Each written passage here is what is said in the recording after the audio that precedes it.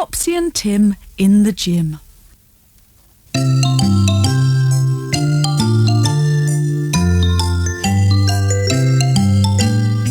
Hooray, hooray, it's gym today, sang Topsy and Tim on their way to school.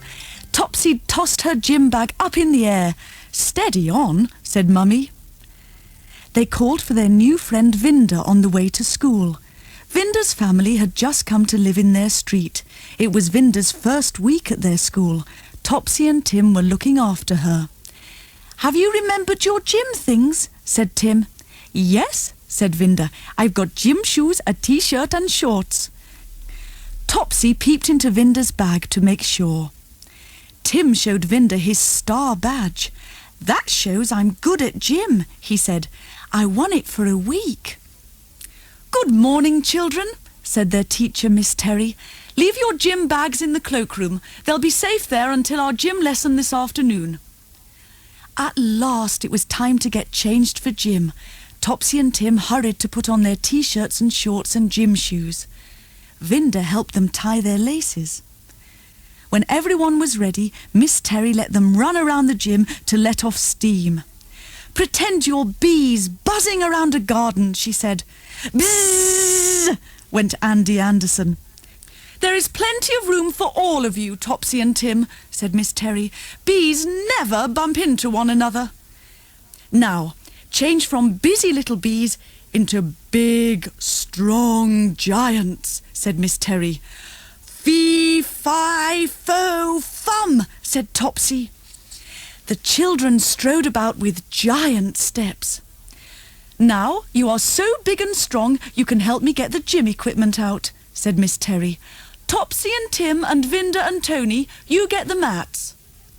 The children went into a big walk-in cupboard at the end of the gym. There were all sorts of gym things inside. They found a pile of thick, bouncy mats and pulled them out one by one.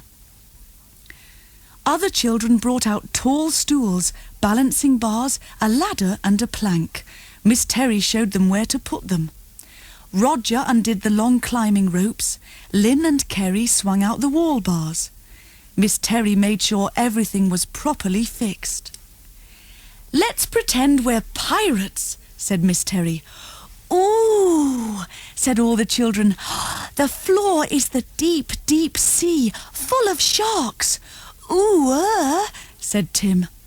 "You must jump and swing and climb from island to island and from ship to ship without falling in the sea. Off you go." Topsy and Tim and Vinda kept together. Vinda climbed the ladder. Topsy balanced on a bar. Tim slid down a plank onto a mat island. Andy climbed up the wall bars.